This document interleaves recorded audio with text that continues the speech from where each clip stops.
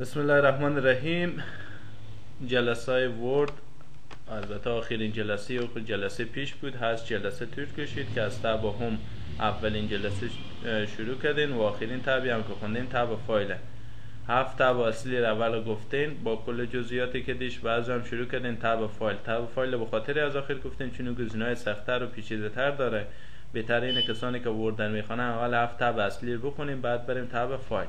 این قسمتی رو بازم باز میکنم که با شکل ورد آشنا باشیم و شما پسورد میخوای 1 2 3 انتر میکنم، بازم پسورد 1 2 3 انتر که باز برفتین جلسه پیش اینا رو تغییر هم دادیم، با جزئیات کلا آشنا شدین که از تب هوم شروع کردیم، هوم و انسرت و پیج لیوت و ریفرنس و میلینگ و ریویو و ویو و بعد از آخر هم تب فایل و گزینه پرینت و گزینه کلوز و سیو و سند و گزینه‌ای که مهم بود در اونها خوندین.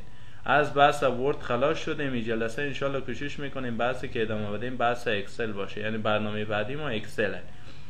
میرم رو برنامه اکسل کلیک میکنم و این برنامه هم عین برنامه ورد از جمله پکیج یا از جمله برنامه‌های آفیسه، چون آفیس 2010 اینستال شده برای نوشته مایکروسافت آفیس مایکروسافت اکسل 2010. خود برنامه آفیس هم در مجموع توسط کمپانی مایکروسافت ساخته شده. رئیس کمپانی بیل گیتس، یکی از کمپانی های خیلی مشهور در جهان و همچنین بیل گیتس خود کسی بود که اولین سیستم عامل داز ساخت و بیشتر در خود کامپیوتر ساینس درس میخوند و به هر حال بعضی کمپانی ساخت و فعلا هم کمپانی خیلی مشهوریه در جهان در قسمت ساختن سافت‌ورها، خصوصا اپراتینگ سیستم یا سیستم عامل. میرم شکل از این برنامه ورد در به حالتی تبدیل میکنم که بهتر دیده بشه، سیاه رنگ نباشه برنامه اکسل. قسمت فایل که میرفتین گزینیدش به اسم آپشنز، رو آپشنز کلیک میکردین، بعد با حالت از این جگه نوشته بلک به درد نمیخوره، همون حالت بلو حالت خوبیه خواسته باشیم نمایشته. معمولا برنامه‌ای که شما ورد میکنه اول به همین صورته. خب با ظاهر برنامه اکسل آشنا میشیم. خود برنامه اکسل برنامه حسابداریه. هر وقتی که میخواین حسابداری بکنین یا به نحوه فاکتور نویسی و جدول کشی و اینا با استفاده از برنامه اکسل میشه و خیلی قابلیت‌هایی داره که بیشتر میتونین با این برنامه کار بکنین. پس این برنامه بیشتر برای جدول کشی از برنامه اکسل استفاده میشه و برای حسابداری از برنامه اکسل زیاد استفاده میکنن، خصوصا در ادارات دولتی که یعنی اشخاص فنی هستند که بیشتر با دیتابیس های مثل اکسس و مای اسکیل اینا کار کرده باشن، بیشتر از اکسس استفاده میکنن برای حسابداری، جدول کشی، فاکتور نویسی از استفاده میشه. حالا میایم با ظاهر آشنا میشیم. پیش فرض فایل های اکسل که هسته اصطلاحاً به نام بوک برای از اینا میگن. زمانی که شما یک فایل سیو بکنیم یا ببینیم به اسم بوکه.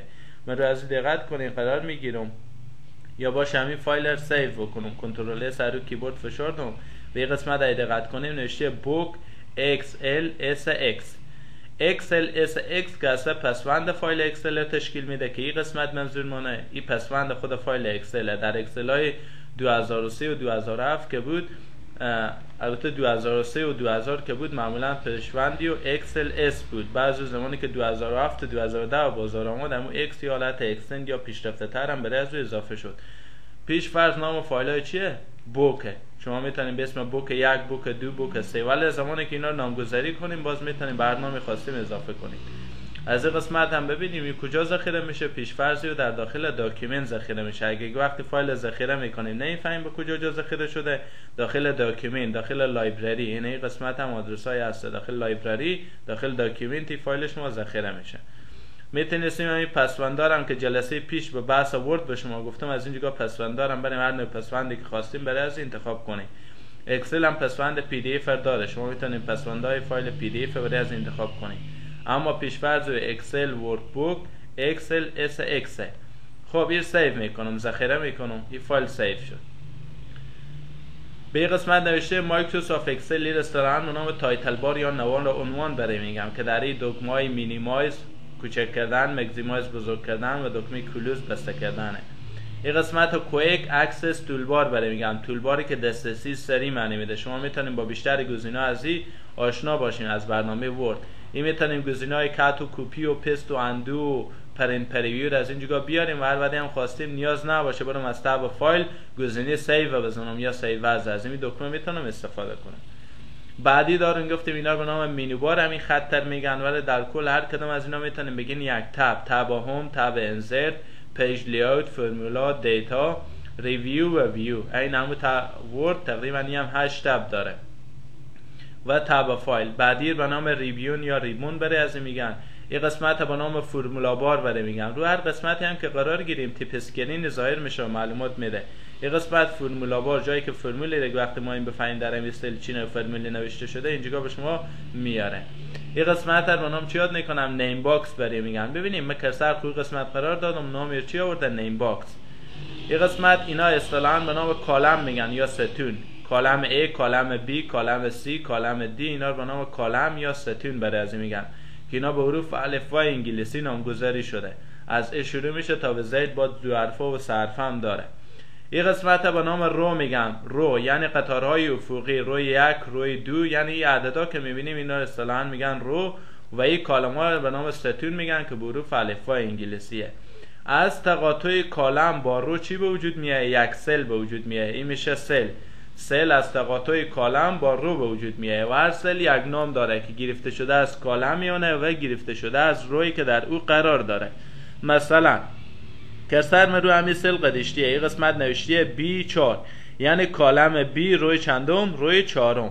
به این قسمت کرسر خو قرار میدم. به قسمت نیم باکس نام از این میگه که همین به کجا موقعیت داریم شما. پس نیم باکس موقعیت شما میگه که کجا فعلا قرار داریم. کالم دی قرار دارم و روی چندم؟ روی هشتم قرار داریم. مثلا اینجا کلیک میکنید به کالم کا قرار دارم و به روی چندم؟ روی 15 قرار داریم. پس این قسمت فرمولا بار بود. این قسمت نیم باکس بود جایی که کرسر منه فعلا. اینجا میبینید نام فایل های اکسل به اسم بوک 1 اکسل اسن که پسوندی بود.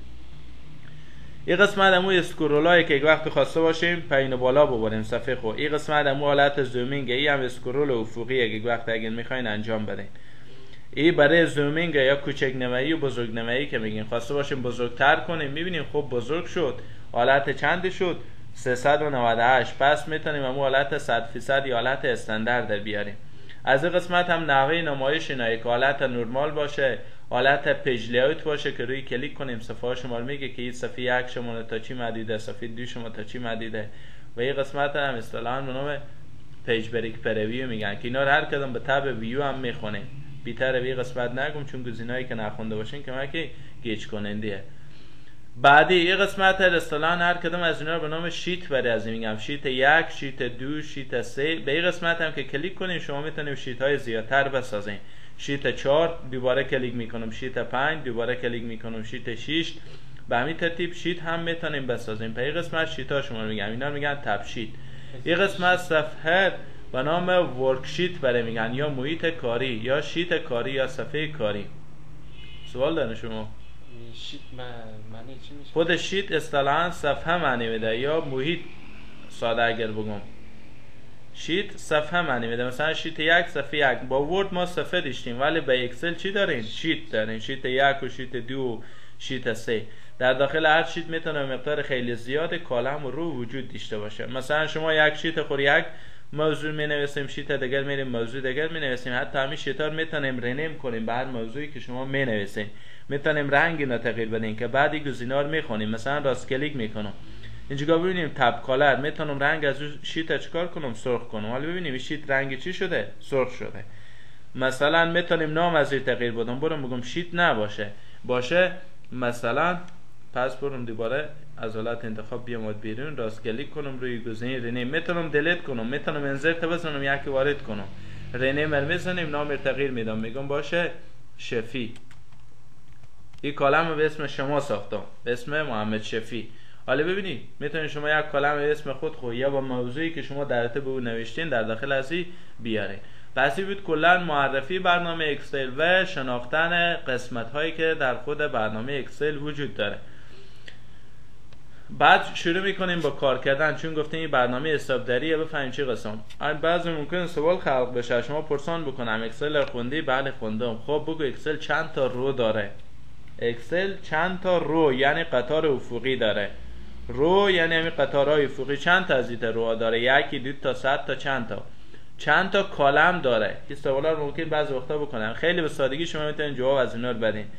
یک شارتکت یا یک رایل یا یک رای میانبر داره. کنترل روی کیبورد فشار دیم.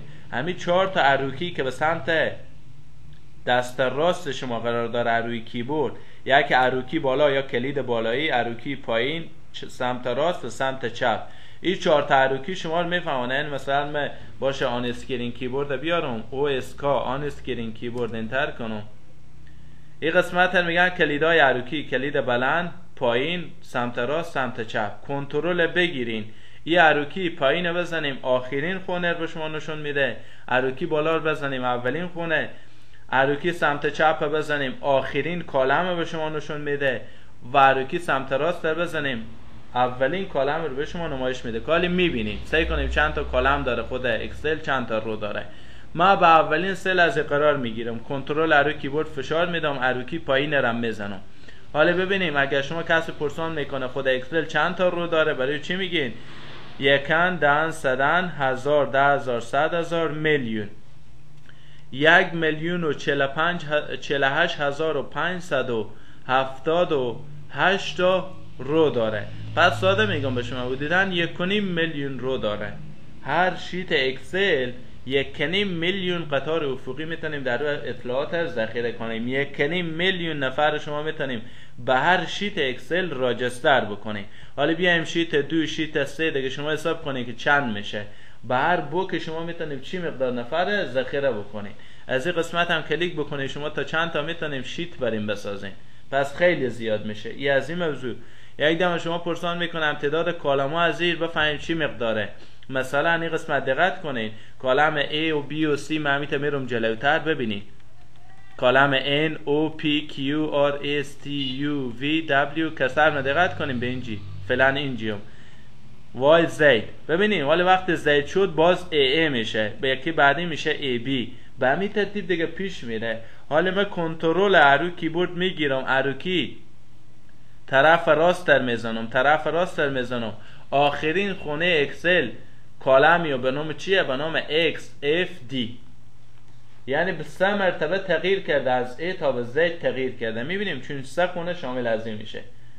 و اگر خواسته باشیم اولین خونه رو پس ببینیم، کنترل فشار میدیم، پس میاییم به اولین خونه رو. پس این 4 کلید میتونیم از شارتکت های خیلی مهمی میتونیم استفاده کنیم. به اولین خونه، آخرین خونه از حالت رو، اولین کالم و آخرین کالم اکسل انتقال پیدا کنیم با استفاده از کنترل به همراه 4 اروکی که وجود داره. بعد از اینکه این کار رو انجام دادین، حالا میایم با محیط خود اکسل بیشتر آشنا میشیم. هر کدوم از این خونه رو به نام چی یاد میکردن؟ به نام سل. خب مثل از اینکه ما در اکسل در خود برنامه ورد اگر آشنا بوده باشین یا ویدیو رو تعقیب کرده باشین، ما یک کامند داشتیم که میتونستیم نوشته های پیش‌فرض رو بیاریم و بعد رو از اونها کار بکنیم. حالا به اکسل هم ما خواسته باشیم به نحوه بنویسیم، خودی تا وقت زیادتر میگیره. چه کار کنیم؟ یک شارتکت داشته باشیم یا یک راه کوتاه داشته باشیم که وقتی مقدار از متن انتخاب کنیم با یک ABC که می‌نویسیم کل اون محتویات پر بشه از اون خانه ها، یا یک کالم یا یک رو یا مقداری که ما انتخاب کنیم. چیه؟ شارتکت رو انجام میدیم، همین مقدار انتخاب میکنم. خیلی ساده. ما هم همین مقدار نوشته میکنم. هر مقداری که میخواین انتخاب بکنیم فرق نمیکنه، 1 خونه، 2 خونه تا 1 میلیون خونه، هر چی دوست دارین. اینا رو انتخاب کردم. بعد چی میگم؟ نوشته میکنیم ABC. هر چی ما این بنویسیم این مشکل نیست. میتونم نوشته کنم احمد نوشتم. بعد کلید شارتکت یا به اسم کنترل خود انتر فشار دیم. کنترل انتر که رو کیبورد فشار دیم، این محتویاتی که شما انتخاب کرده بودین کلا از کلمه احمد چیکار شد؟ پر شد. حالا شما میتونید دیگه رو از اینا کار بکنید. این برای از این راه کوتاه‌تر باشه. شما اگه یک جدول میکشیم یا یک عملیه رو انجام میدیم، بهتر و زودتر بتونیم این عملیه رو انجام بدیم. این یک شارتکت بود. راه کسی بیشتر ما از اینا استفاده میکنیم. بعد میایم به بیشتر که گفتین پس همگی از اینا رو انتخاب میکنم. دلیت رو کیبورد فشار میدم. همگی پس چیکار میشه؟ پاک میشه. دلیت که رو کیبورد بزنیم دلیت میشه، از بین میره. خب وقتی میگیم اکسل برنامه حسابداری و بیشتر با حسابداری کار میکنه، بیشترین فرمولایی که داره و بحث حسابداری که ما میرسیم و زیاد کار میکنیم، به تب فرمولا که رسیدیم، تب 4 از برنامه اکسله. اینا کلا فرموله که با بعضی میخونیم از این فرمولا چی قسم اینا استفاده کنیم، این فرمولا چی به درد میخوره، چی قسم فرمولایی رو بیاریم. پس تب 4 تب فرمولا موضوع فرموله که با بعضی میخونین. پس میرم تب هم. هر کدوم از این خونه رو گفتین میگن سل. اینجا هم نیم باکس موقعیت شما رو نشون میده. میتونیم به اینجا هم همون نیم باکس که شما هسته بگیم به کالم زید به خونه یا به روی 1234 من انتقال بده. همینجا عددی که می نویسیم انتر کنیم دقیقاً به کالم A به کالم میبینیم زید، به کالم زید به روی چندم ببینیم روی 1234 انتقال. پس از این قسمت نیم باکس شما میتونیم دستی هم به هر آدرسی که خواسته باشیم بریم. من میگم با آدرس A 100 تا A مثلا سعی کنیم وجود داره یا نه. 1 2 3 انتر میکنم. ببینید با کالم A 100 تا A که وجود داره و همچنین روی چندم روی 123. پس از این قسمت نیم باکس شما به هر موقعیت خواسته باشین انتقال پیدا کرده میتونیم. اینجا موقعیت شما نشون میده. پس کالم A روی 1 انتر میکنم، به کالم A روی 1 قرار میگیره کرسر. بعد شروع میکنیم به کار کردن موضوع. چون اکثر از این گزینه‌ها با برنامه ورد شباهت داره و اکثر شما با اینا آشناییم، بنابراین از اینا زودتر میگذریم. اون موضوعی که مهمتر باشه تاکید ما رو از اینا بیشتره. قسمت رو انتخاب میکنم. مثلا از این قسمت انتخاب میکنین، نوشته میکنین اکسل، کنترل انتر، دوباره کار میکنم اکسل کنترل. البته باید شما انتخاب بکنیم یک مقداره. مثلا ما این مقدار خونه نوشته میکنیم فعلا اکسل، نوشته میکنم اکسل کنترل انتر رو میزنیم ولی هم پر شد. قسمت رو انتخاب میکنم مثلا این مقداره، میریم این قسمت کات رو بزنیم، همین عملیه کات میشه. مثل برنامه ورد نیه که اینا قطع شه، ولی دور از یک چوکات ایجاد میشه. کرسر خب اینجا قرار میدیم، پستر میزنیم، اما مقداری که کات کردیم اینجا چیکار میشه؟ پست میشه. پس این مقدار دیگر انتخاب میکنم، مثلا همین دو تا کالم. بعد میگم کاپی یعنی از این نمونه ایجاد کن. میایم به این قسمت کرسر رو قرار میدیم، پستر میزنیم، اما مقداری که از اینجا کپی گرفته باشه به اینجا چیکار میشه؟ پست میشه. به اینجا شکلای دیگه هم داره که همین نحوه پست شدن از اینا رو میگه. اصطلاحاً اونا پست اسپیشال بره میگن که بالات خاص پست بکنه. با بعض اینا رو میخونین که آیا فرمولای بیاره نیاره، چون گزینه‌های شما هنوز فرمولای چیزی از این نخونید. من صرف نظر میکنم برای جلسه اولی از گفتن از اینا. گزینه بعدی کات بودی کپی، هم گزینه فرمت پینتر. فرمت پینتر گیرنده فرمت یعنی چی؟ یعنی زمان شما گزینه‌های بولد و ایتالیک و اندرلاین اینا میکنیم، فرمت رو میتونیم انتخاب بکنیم یا به عنوان یا فرمت بدیم. من کنترل زید میزنم که همه پس بالات اول برگرده، کنترل وای میرم همین عنوان بالایی رو انتخاب میکنیم. فرض کنیم اینا عنوانا شمانه. ایر بیر میزنم بولد میکنه، آی ایتالیک یا کج میکنه، یو اندرلاین یا زرخطی برای اضافه میکنه. این قسمت برای جدول کشی استفاده میشه. دقت کنید. میتونیم بگیم باتوم بوردر، طرف پایین خط داشته باشه. میبینید طرف پایین از این سل ها یک خط اضافه شد، علاوه از این که اندرلاین داره یک خط هم برای از اضافه شد. پس همو کالمایی که داریم انتخاب میکنم. پس میرم به این قسمت، میگم قسمت تاپ از این بالا از این خط داشته باشه. حالا به قسمت بالایی از این کالما یک خط چیکار میشه؟ اضافه میشه. پس همین کالما رو انتخاب بکنم. پس این بوردر ایجاد کردن یا مرز ایجاد کردن یا خط ایجاد کردن به بالا، به طرف پایین، به طرف بالا، به طرف چپ یا لفت. حالا به طرف چپ از این سل میبینیم یک خط اضافه شده یا یک بوردر. پس اینا رو انتخاب میکنم. بعد میایم به قسمت بعدی، میگیم به طرف راستی و اگر بگم نو بوردر یعنی هیچ نوع بوردری وجود نداشته باشه، بوردرال همه از بین رفت، فقط اندرلاین یا زرخطی داره. میتونم پس اینا رو انتخاب بکنم. بعد می گزینی اندرلاین تیک رو دارم که این زرخطی ها پاک بشه، همین بولد درسته. خب از اینجا فهمیدیم بعضی وقتا لازم میشه با حالت جدول بیاریم. مثلا این آل بوردر رو بزنیم به تمام از اینا بوردر میده یا مرز میده. حالا ببینیم هر کدوم چوکات های اینا مشخص شده. وقتی به شما میگم یک جدول بکش، ساده همینا رو انتخاب میکنیم، میریم قسمت بوردر، بعد میگیم آل بوردر. آل بوردر یعنی به تمام از اینا بوردر بده. دقت کنیم حالا صفحه اکسل بری یک جدول کشیده شد، بدید هیچ کدوم مشکله. پس این خیلی قابلیت های بالایی داره. پس موضوع سر فرمت بود. حالا اینا رو انتخاب میکنم. مثلا از این قسمت اینجا خب برای هایلایت کردن، از اینجا میگیم هایلایت از این باشه چی؟ زرد رنگ. رنگ خطای چه قسم باشه؟ رنگ خطای هم باشه سرخ. از اینجا میتونیم هر نوع رنگی که خواستیم رو انتخاب بکنیم. رنگی هم باشه سرخ. این میشه یک نوع فرمت. حالا همین عنوانی که ایجاد کردیم میخواین همین فرمت کرسر روی قرار میدیم، فرمت پینتر کلیک میکنیم. ما این که همین خونه آخری هم عین همون فرمت داشته باشه. اینا رو انتخاب میکنم، رها میکنم. ببینیم این پایینام عین فرمت به چی تبدیل شد؟ به شکل فرمت بالایی. کرسر خب پس اینجا قرار میدم، باز از این فرمت به کار دارم. فرمت پینتر کلیک میکنین، مثلا این خونه رو هم رها کنیم عین همون فرمت رو به خود میگیره. البته یاد شما باشه این کپی نمیکنه، فقط همون فرمت رو میگیره. یعنی اگه اینجا اطلاعاتی رو فرق بکنه هر چی میتونه داخل نوشته باشه. این نبود که داخل از اکسل باشه عین چیز اکسل رو به شما اینجا بیاره. این کپی نمیکنه متن. این فقط همون داخل خونه رنگ و مشخصات بولد و ایتالیک و دیگر برای از وضع میکنه یا میاره. خب بعد این گزینه بفهمید پس فرمت پینتر بود یا گیرنده فرمت. بعد از این گزینه برای هایلایت کردن بود، اینجا هم برای رنگ بود. اینجا هم این اون برنامه ورد برای از اینه که شما مقدار از متن خب بزرگتر کنیم یا کوچکتر. اینا رو انتخاب میکنم، میتونم بگم بزرگتر باشه، رو از این کلیک کنم میتونم بگم کوچکتر باشه. از اینجا هم همین سایز رو میتونیم همین کار شما انجام بدیم. آخرین سایز باشه مثلا 72، میتونیم بیشترتر هم انتخاب کنیم. مثلا همینجا نوشته شما میتونیم بگیم 123 انتر کنیم. همین فونت خط شما بر اساس چی تبدیل میشه؟ 123. یکی از شما پرسان میکنه ورد تا 72 فونتیونه میتونی بیشتر بنویسی؟ شما میگیم بله. میبینیم همین قسمتی که آبی انتخاب شده شما نوشته کنیم 1 انتر کنیم. فونت بر اساس چی تبدیل میشه؟ 1 تبدیل میشه. حالا اینا خیلی کوچکه. پس میرم این قسمت فونت انتخاب میکنه، نوشته میکنه باشه 15 انتر میکنه. فونت بر اساس چی تبدیل میشه؟ بر اساس سایز 15.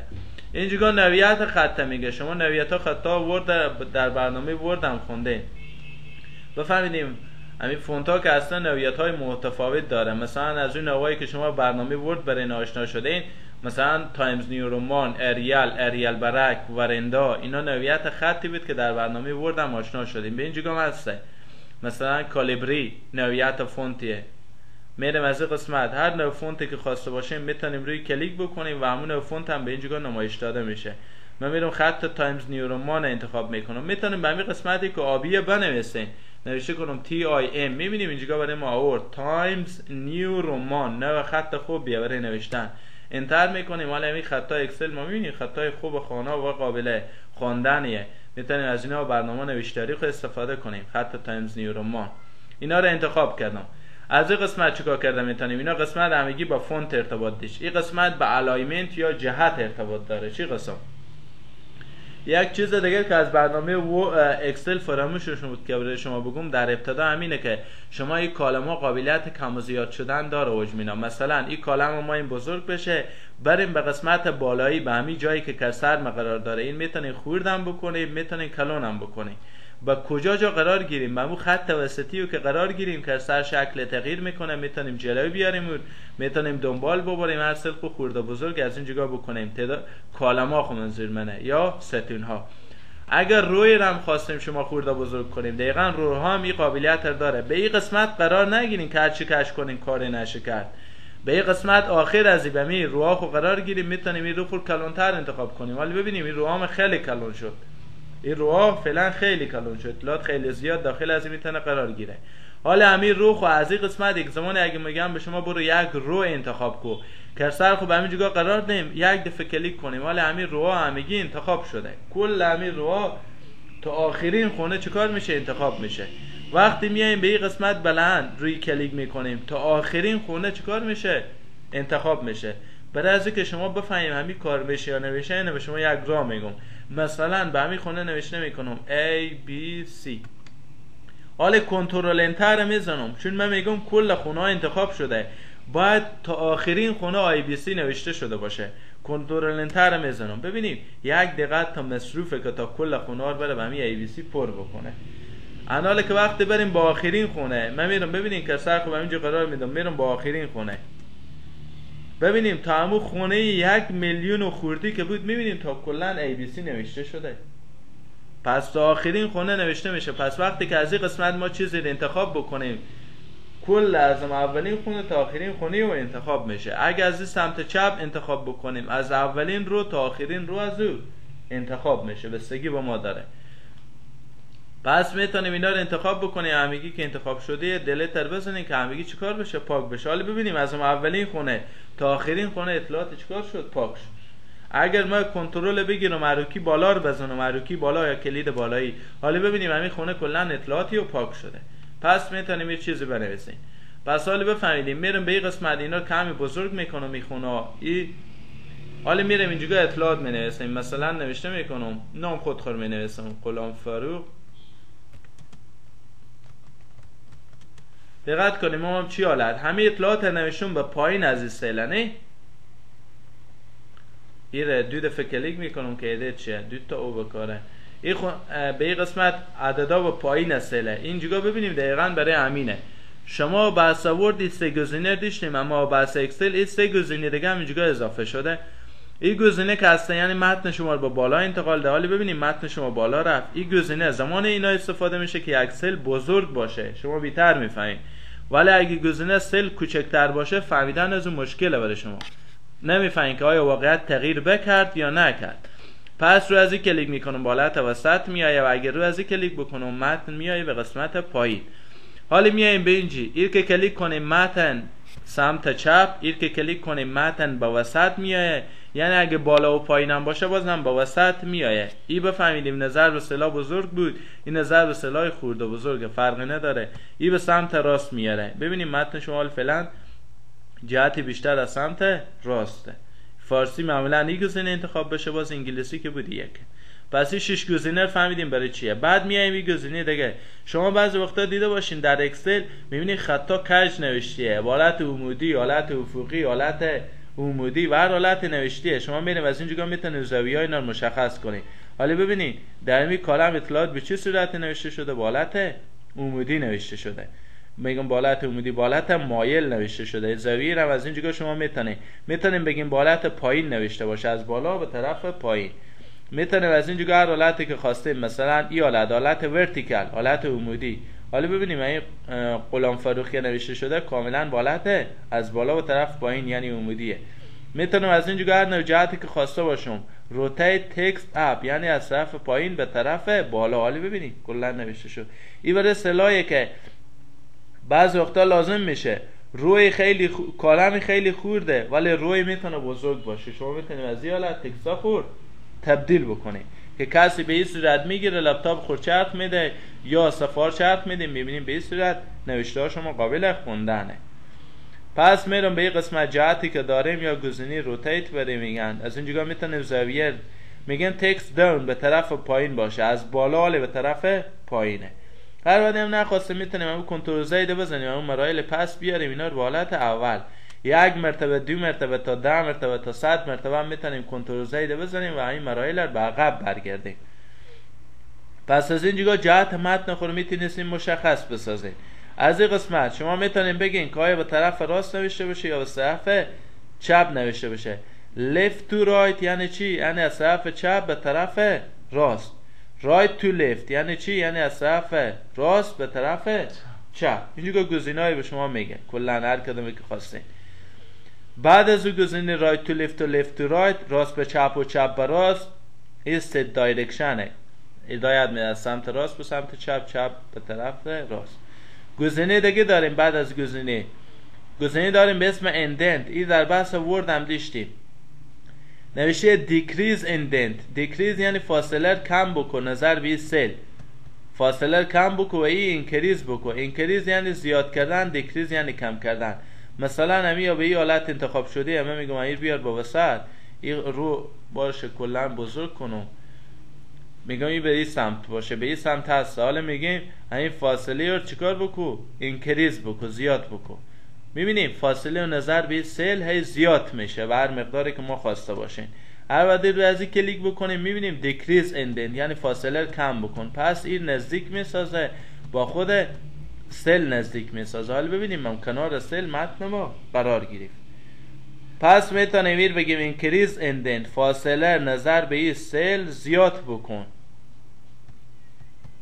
میتونیم از اینجا هم بگیم به سنتر باشه، ولی به وسط میاره. این میتونیم مشخص بسازیم کم زیاد هر مقدار خواستیم هر چی کلید بکنیم به همون ترتیب پیش میآید.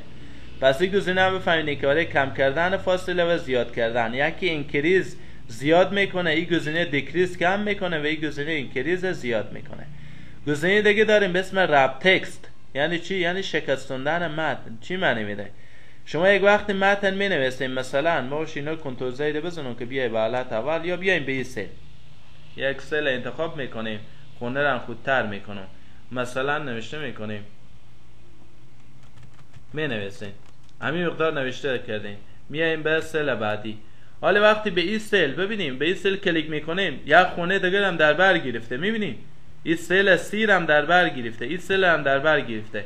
من اگه اینجا اطلاعات بنویسم بیام پایینتر، ببینید اینجا اطلاعات زیاده، به این قسمت فرمولا بار میبینیم به شما نشون میده، اما به این قسمت اگه ما دقت کنیم باشه نوشته کنم احمد، ببینید به اینجا حالا اطلاعات از این قسمت دیگه دیده نمیشه. رو خود سل کلیک کنیم دیده میشه به اینجا که چی نوشته شده، ولی رو از این که قرار بگیرید دیگه اطلاعات قسمتی رو دیده نمیشه، گم شده. چه کار بکنید که یک وقت لازم میشه اطلاعاتی رو در داخل یک کلم جای بده، کلم کلون بکنه ولی اطلاعاتی رو جا بشه، همون کلمی که ما میره انتخاب بکنیم، بعد بریم قسمت رپ تکست در بزنیم.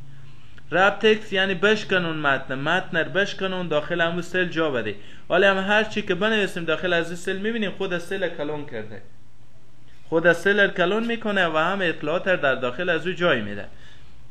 حالا اگه من اطلاعات کم کنم یا زیاد کنم و حتی اگه زیادتر هم بکنم بیام به پایین تر، ببینیم همه سلر باز هم به همون اندازه کلون میکنه. چرا؟ چون گزینه رپ تکست برای از این فعال شده و اگر رپ تکست تیکی رو دارم یعنی غیر فعال بسازم، ببینید اطلاعات به این جگه به شما نشون میده که خیلی زیاده در داخل از اون سل، ولی به این جگه که میریم میبینیم این احمده، ولی به این جگه دقت کنید کمی نشون میده، نه خیلی کم نوشته اینجا مثلا 12 تا حرف، در حالی که وقتی روی سل کلیک بکنیم اینجا 30-40 تا حرف نوشته شده اما نمایش داده نمیشه.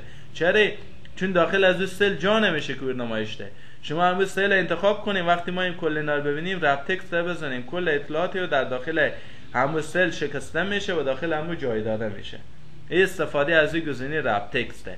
گزینه دیگه داریم به اسم مرج سنتر. یعنی چی؟ زمان لازم بشه 2 تا 3 تا سل رو یک جا بسازین. من میرم حالا یک جدول میکشم که اساسا با جدول کشیدن و این گپام آشنا بشین. کنترل زید میزنم که اینا برگشت کنه، کنترل زید هم تا فشار ده، اینا دیگه خود ای تبدیل میشه. این یک جدول داریم فرض کنیم، باشه اینا کلا همگی از بین ببرم، دلیت کنم، یک جدول کشی هم یاد گیری، دلیت تر بزنم اینا پاک شد. میرم به این قسمت نوشته میکنم نیم، ما یک جدول ایجاد کنم، بعدی last name،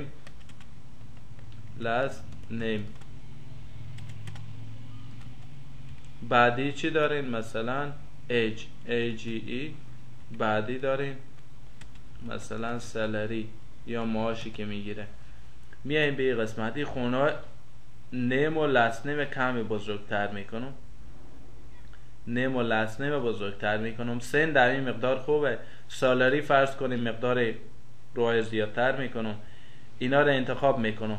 همین مقدار جدول 12 خونه‌ای یا 15 خونه‌ای میخوام ایجاد کنم، میره انتخاب کردیم، میریم قسمت بردر، فقط کافی آل بردر رو تیک بزنیم. حالا ببینیم یک جدول شد، ما باش همین کنترل زید میزنم، پس این میبینیم حالا بردر نداره. یک گزینه که شما در اکسل خیلی کمک میکنه، البته در ورد هم هسته، همین گزینه پرینت پریویو که حالت پرینت نمایش میده. اگه یک وقت اینجی نبود روی همین گزینه سیاه رنگ کلیک بکنیم، گزینه داریم به اسم پرینت پریویو اند پرینت، همین گزینه تیک بزنیم که به قسمت کویک اکسس تولبار شما اضافه بشه و هر زمانی که خواستیم از این استفاده کنیم.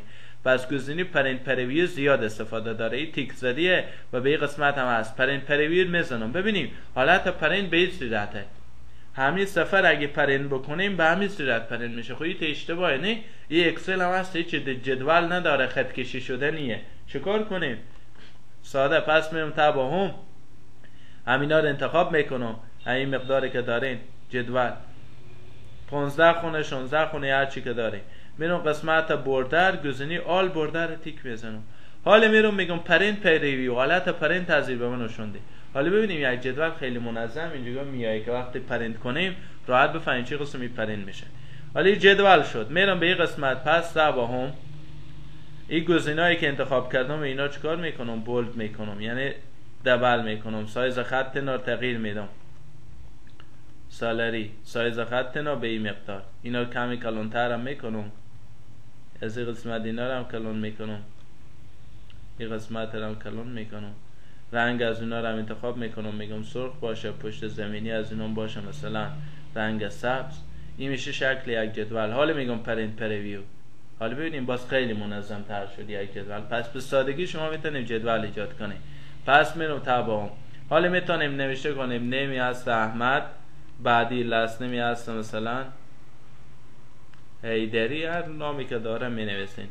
ایجی هست مثلا 22. میریم به این قسمت. سالری هست چنده؟ $200 یا $300 یا $2000 هر چی که است. نفرا بعدی به همین ترتیب نوشته میکنیم عثمان.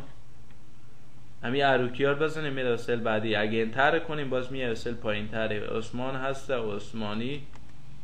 عثمان و عثمانی از سندی هست مثلا 45 هست. $300 معاشی و هر مقداری که میگیره نوشته میکنیم. بعدی محمد شفی. محمد شفی مثلا تخلص شما محمدی. اید محمدی؟ نه محمدی. محمدی. محمد شفی محمدی. محمدی سن مثلا هست 23 سال. بعد چی مقدار معاش میگیره؟ $500 هم معاش میگیره یا $5000. این شد یک جدول. حالا همین خونه ها رو هم انتخاب میکنید. همین خونه رو به همین جدول میگیم این گزینه‌های بولد باشه. سایزی هم یک کمکی بزرگتر، یک اندازه مثلا شماری باشه 12. حالا میرم میگم پرینت پریویو. حالت پرینت به اون نشوندی. پس ببینین خیلی منظم شد نه؟ راحت از این جگاه پرینت میکنیم. جدول 100 نفره هم که داشته باشیم به همین ترتیب. پس میرم تابع هوم. پس این گزینه فهمیدیم. حالا مثلا من که این گزینه مرج سنتر کار کنم، یک جدول فرض کنیم همین محتویات پر شده ساده، همین مقدار من انتخاب میکنم، کنترل سی کپی میگیرم، بعد میام به اینجی کنترل وی، بعد کنترل وی، به اینجی گام کنترل وی، باز این مقدار انتخاب میکنیم کلا، کنترل سی، بعد دوباره میام کنترل وی. حالا میرم میگم پرینت پریویو. ببینیم یک جدول منظم شده فعلا داره. میرم به قسمت تاب پیج لیاوت. این که هسته ما این برای از یک عنوان اضافه کنیم. دقت کنید اینجا ما اولین خطی عنوان اضافه کنم، بعد مرج کنم. اینا مشخصات کارمندانه نه. پس حالا میرم که یک سلر اضافه کنم، به این کرسر با این بالا قرار دیم، از این بعد میخونیم این گزینه انزرت که بزنم یک رو دیگه برای از اضافه شد به این قسمت. میبینیم 4 تا سل داره. اینجا وقتی من نوشته کنم مثلا به فارسی میتونم بنویسم یا به انگلیسی، یعنی من به فارسی می نویسم، آلت و شفتر می نویسم، نوشته میکنم مشخصات کارمندان. مشخصات کارمندان خالیش گندیه دیگه نه؟ به یک سله باید واسط از این باشه که وقتی مشخصات کارمندان بگیم نیم و لاست نیم و ایج و سالری و همه چیز در بر بگیره. شما همین 4 سل که داریم، همین 4 سل خو انتخاب میکنیم. مثلا این گزینه باشه من انتخاب بکنم، این بولد هم بکنم، دبل باشه، سایز خطی هم کمی بزرگ باشه، مثلا رنگ نوشتاری هم چی باشه، به کدی رنگ بی تردید میشه، به این رنگ. مشخصات کارمندان این ما کمی هر 4 تا سل در بر داشته باشه، همین دیگه انتخاب میکنیم. مرج سنتر برای از اینه که 4 تا سل رو یک جا بسازه. چند گزینه داخله مرج سنتر یعنی مرج میکنه، یک جا میکنه چند تا سله، اما چیکار میکنه اونا رو با وسط میاره متن. مرج سنتر رو میزنیم. حالا ببینیم این 4 تا سل به یک چند سل تبدیل شد؟ به یک سل تبدیل شد. دقت کنید همین کل سل فعلا یکه، تمام اطلاعات مشخصات کارمندان همین 4 تا سل یکی شده. مشخصات کارمندان شامل چی میشه؟ شامل نام و لاست نیم و ایج و سالری از میشه. اگه خواستیم یک وقت پس از حالت مرج شده اینا رو بیاریم، پس همین سلاخ رو انتخاب بکنیم، پس بریم قسمت گزینه آخر چی نوشتیه؟ ان مرج، روی کلیک بکنیم. ان مرج که کلیک کنیم پس همین اطلاعات شما در داخل یک سل قرار میگیره، همین سل آخری. میرم میگم این دو تا سل یک جا بگو که بفهمیم. اینا رو انتخاب میکنم، مرج سنتر رو میزنم، این دو تا سل چیکار شد؟ به یک سل تبدیل شد، یعنی به یک حجره. پس اگر خواستیم همگی رو انتخاب میکنم، پس میرم میگم چند گزینه داره. مرج اکراس یعنی در مقابل. مرج سل فقط سلا شما رو مرج میکنه ولی متن شما رو به مرکز نمیاره. ان مرج از حالت مرج شده اونا رو بیرون میاره که گفتیم وقتی چند تا سل مرج میکنیم یک جا میکنیم میتونیم ان مرج کلیک کنیم، پس از حالت مرج شده بیاریم بیرون. مرج اکراس ببینید یعنی اکراس در مقابل. فرض کنیم در 20 تا سل انتخاب کردیم، یک دم مرج اکراس میزنیم، همگی در مقابل هر چی باشه مرج میکنه، یک جا میکنه.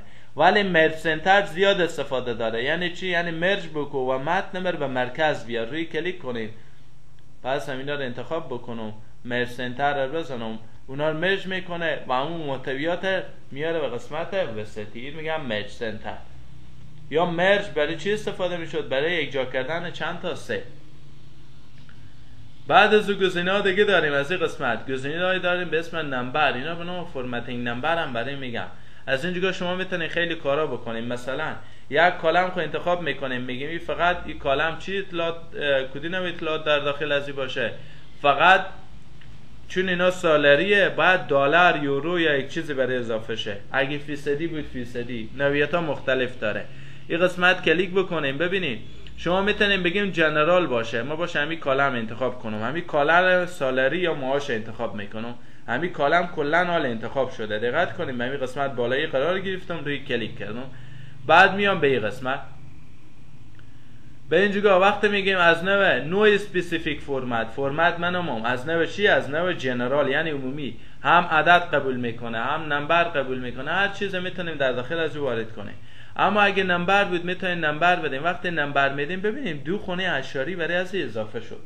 اینجا دقت میکنیم ببینم نوشته 2000، حالا نوشته 2000 بعضی یک دات یا یک علامت اشاری داره، بعد دو تا صفر هم برای از اضافه شده.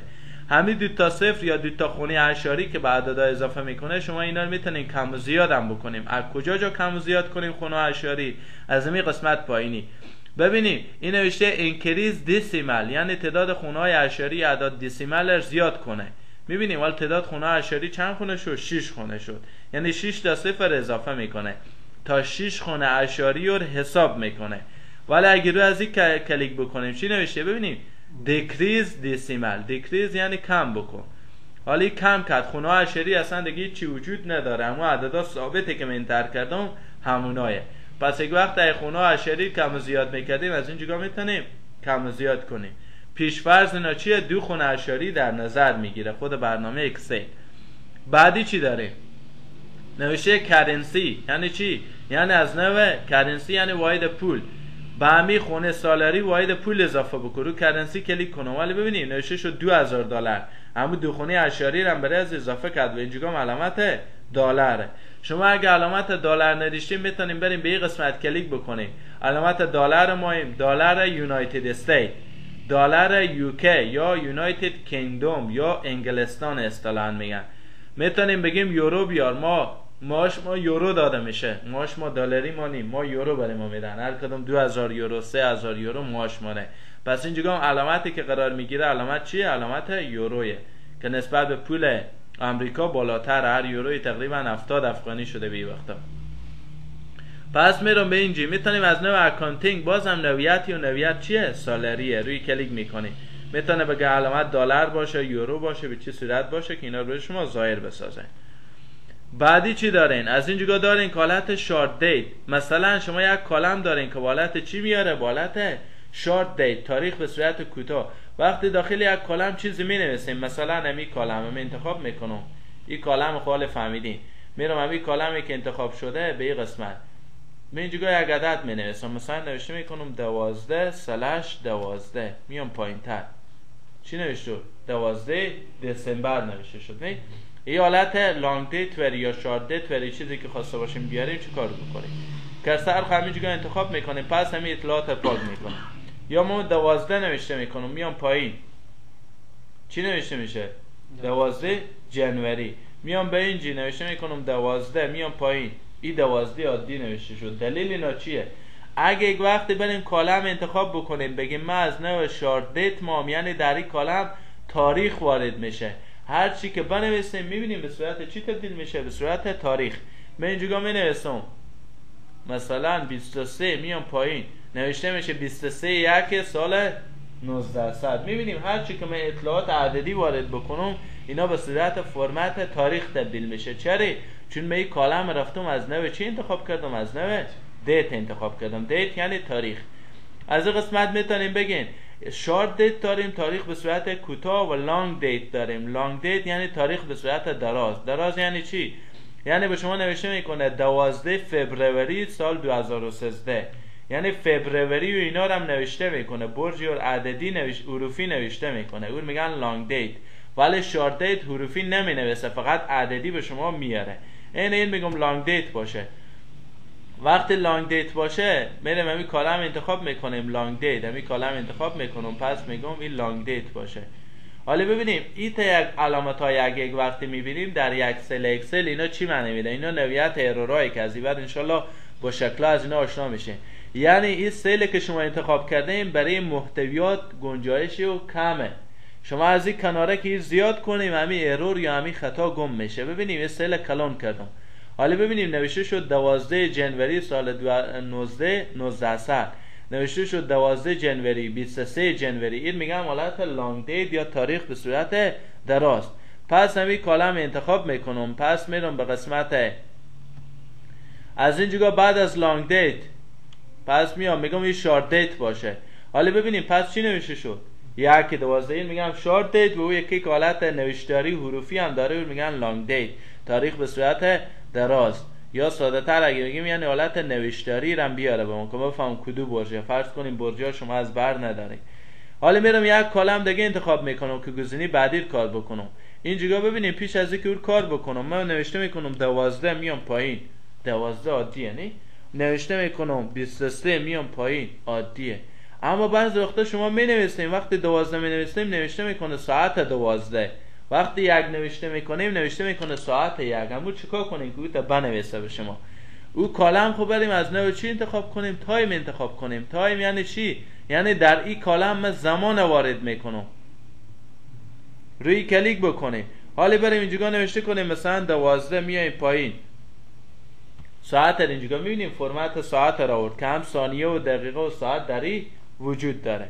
مثلا نوشته میکنیم ساعت 1 میایم پایین تر، به همون ترتیب فرمت زمان تبدیل میکنه. باشه یک کار دیگه کنم، نوشته کنم 2 1 0 هم بنویسیم بیایم پایین تر ساعت. حالا ببینیم با فرمت زمان به 2 ویژه تبدیل کرد. پس میبینیم اگه من قسمت رم بنویسم چون کالم مبالغت تایم انتخاب شده کلن فرمت زمان به از این وضع میکنه و از نوشتن کامل زمان جلوگیری میکنه که وقت زیاد در بر میگیره. مثلا نوشته میکنیم 3 علامت شاره هم بدیم هم 1 0 بدیم تر بکنیم ساعت چی نوشته میکنه؟ 3 بشه. اگه یک وقت بیشتر ما این بنویسیم مثلا نوشته میکنیم ساعت 3 کامل، بعضا نوشته میکنیم 3 دقیقه 5 دقیقه هر چی که بنویسیم میبینیم ساعت 3 دقیقه. صفر هم خود به جلوی و اضافه کرده، 2 تا 0 ثانیه را اضافه کرده. و اگر بیایم پایین تر نوشته کنیم مثلا ساعت 23 بیایم پایین تر دگال چینی فرمت نمیشناسه، باز میتونه این فرمت ها برای از او معرفی هم بکنه که چی نوع فرمت هایی هست. نوشته کنیم 12 بعض علامت شاریه بیایم پایین تر ساعت چی نوشته میکنه؟ 12 بجه. نوشته کنیم 1 علامت شاریه هم بدیم بیایم پایین تر 1 بجه. اگه با زمانی هم بیشتر بود 1:30 بود 1:40 بود که بعد رو بنویسیم 1:30 یا 1:40، ولی فرمت زمان برای او اضافه کرد. خب بعد از او چی داریم؟ پرسنتیج یا فیصدی. فرض کنید شما به یک جایی هستین که اونا فیصدی میدن یا به اساس فیصدی معاشا فیصدی داده میشه، یا ما این به یک کلم علامت فیصدی رو وارد کنیم 12%، 15%، 40%، 60%. حالا من اینجا نوشته میکنم 12 میام پایین هیچی وارد نمیکنه 12 عادیه. نوشته میکنم 123 میام پایین با حالت عادیه. وقتی همین کالم انتخاب بکنیم بعد بریم از اینجا بگیم همون اطلاعاتی که در داخل از این قرار میگیره از نوع پرسنتیج یعنی پرسنت باشه. حالا ببینیم نوشته شد 12%، میبینی علامت فیصد هم برای از اضافه شد و این دو خونه هم که دو خونه اشاری بود که از اینجا میتونستین کم و زیاد کنیم. ببینیم خونه اشاری رو کم کردم دیگه کم نمیشه، میتونم پس خونه اشاری زیاد کنم. میتونم پس خونه اشاری کم کنم و یه علامت فیصد هم برای از اضافه کرد. به هر عددی هم که شما اضافه کنیم 2 تا خونه صفر هم اضافه میکنه، چون فیصدی معمولا به همین حالت، یعنی تقسیم بر 100. ولی من میام به این خونه، دقت کنیم وقتی به این خونه بیام نوشته میکنم 45، میام پایین چی نوشته شد؟ 45%. بعد اینجا نوشته میکنم 77، میام پایین 77% نوشته میشه. پس اگه خواسته باشین از این گزینه‌ها میتونین کالم‌ها رو با فرمت‌های مختلف انتخاب بکنین که همون اطلاعات مربوط به همون کالم، به همون چیزی که شما مایین وارد بشه، فیصدی، تایم، دیت، سالری، کرنسی، هر چی که خواستید. بعدی چی داره؟ آخرین گزینه فرکشن یا حالت تقسیم. شما میرین به این خونه نوشته میکنیم 1/3، میایم پایین نوشته میشه 3 جون. چرا ایت نوشته میشه؟ شما می نوشته کنی 1/3، نه؟ دوباره هم کارو میکنم 1/3. این بعد 1/3 به شما بیاره، میام پایین نوشته میکنه 3 جون. یعنی چی؟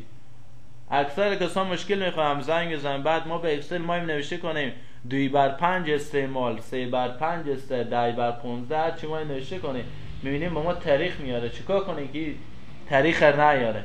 ساده همون کالم رو انتخاب بکنیم، بعد بریم قسمت جنرال بگیم از نوع فرکشن یا حالت تقسیم موارد میکنم به اینجی. حالا وقتی اینجا نوشته کنیم مثلا 1/3 یا 1/5 یا یک چیز دیگه، با اون حالت خودی رو میاره. ببینید 1/3 نوشته شد، در حالی که بودم اگه 1/3 نوشته میکردم به من نوشته میکرد 3 جون، چون برج 1 برج جونه، جنوری یا جی این جنوری نوشته میکرد. حالا نوشته میکنیم 5 بر مثلا 2، میایم پایین تر.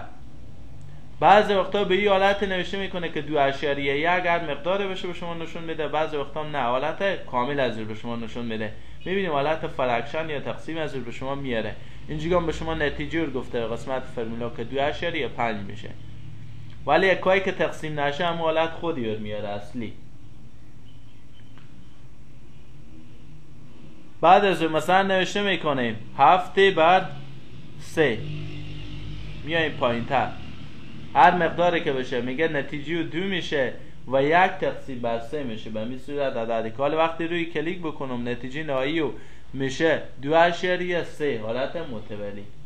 پس یک وقت اگه ما این فرکشن یا حالت تقسیم به یک کالم اضافه بکنیم، بریم نوعیت کالم خو از اینجا چی انتخاب بکنیم؟ فرکشن. این نوعیت اطلاعاتی که یک وقت خواستیم بر حالت خواسته باشیم میتونیم بیاریم. البته زیاد داره. اینجا حالت تکس ساینتیفیک هم داره. ساینتیفیک یعنی اعداد علمی. مثلا چی؟ شما اگر دیده باشین اعداد علمی یعنی اعدادهای به توان چی قسم؟ نوشته میکنیم 100 ما این بنویسیم، نوشته میکنیم 10^2 میشه 100. 1000 ما این بنویسیم، نوشته میکنیم 10^3.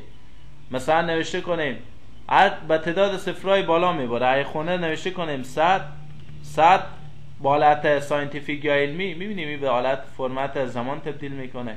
با شما برم به یک کالم دیگه که او فرمت نداشته باشه. اینجا نوشته میکنم 100، میام پایین 100 میشه 10^2. مثلا 1000 میشه 10^3. چرا؟ چون 100 تا صفر داره. اگه باشه 4 تا صفر داشته باشه 10 چند میشه؟ 4 میشه، نه؟ حالا همینا رو اگه خواستیم با حالت ساینتیفیک یا علمی تبدیل بکنیم، میرین قسمت فرمت گزینه این میاریم پایین تر، ساینتیفیک هم داره. حالا ببینید نوشته شده 1 بعد از او e^2. e^2 یعنی 10^2. حالت قاعده 10 معمولا، چون این سه خونه صفر داشته به توان چند نوشته شده؟ به توان 3. این به توان چند نوشته شده؟ 4. پس اگه این تعدادا در اکسل میبینین، اکسل معمولا خونهایی که خیلی زیاد باشه به این صورت تبدیل میکنه. دقت کنید من اینجا مینویسم چند تا صفره دیگه شما حساب کنید. میام پایین تر چی نوشته شده؟ نوشته شده 1 ای به توان 16. یعنی چی؟ یعنی 16 تا صفر داره. این به حالت چی تبدیل کرد؟ به حالت ساینتیفیک یا علمی. وقتی اینجا کلیک بکنیم ببینیم تعداد صفرها رو که وقتی حساب بکنیم به قسمت فرمولا بار دقیقاً همون چند تایه؟ 16 تایی که اینجا نوشته شد. پس این حالت میگن حالت ساینتیفیک یا علمی، اعداد به توانها بالا میبره. پس از اینجا فرمت تعیین میکنیم. از اینجا میتونیم مثلا همین کالم انتخاب کنیم بگیم از نوع فیصد باشه. میبینیم فیصدی اضافه کرد. از این جگاه بگیم علامت دلار ساین باشه، از این جگاه بگیم یورو باشه، از این جگاه بگیم فرانک باشه، از این جگاه بگیم ین چین یا ژاپن باشه. میبینیم از این جگاه واحدات پولیه که میتونیم اضافه کنیم. این جگاه هم بگیم بین سه سخونه کامه اضافه کنه یا نکنه. دقت کردیم؟ یعنی سه سخونه وقتی عددها جدا میکنیم یکن دهن سدن کامه 1000 دادیم که کلا سه سخونه جدا میکنه. و این هم برای از این بود که این خونه ها شریر کم بکنه یا زیاد. این خونه ها شریر کم میکرد و این خونه ها شریر زیاد میکرد به یک کلمی که میدادیم. پس میگم خونه ها شریر کم باشه. بیتر کم باشه چون به اکثر جا ما خونه ها شریر نمیفهمیم، اون عدد میخونیم. مثلا اینجا اگه این فلان 1000 این 100 اگه دو خونه اشری باشه اکثر کسان نمیفهمن، این 1000 میخونن، خیال میکنم این به یک کامه جدا شده، در حالی که جدا نشده. این یک خونه اشاریه. پس این را انتخاب میکنم خونه اشری میگم کم بکن. حال دیگه ببینیم دیگه کم نمیشه. و به این جلسه به نظرم بسته، چون گزینه کاندیشنال فرمتینگ خیلی یک بحث جالبه و زیاد هم محتویات داره. اینا ببینیم هر کدوم از اینا گفتگی داره. باز این در داخل از این باز این گزینه داره، باز داخل از این، باز داخل از این، باز داخل از این. اینا جلسه بعدی میگم. هم بحث جالبیه هم خیلی موضوع داره، کلا به این بحث هم ارتباط داره. این جلسه در مقدار کفایت میکنه. جلسه بعدی قسمت های باقی مونده رو میخونیم.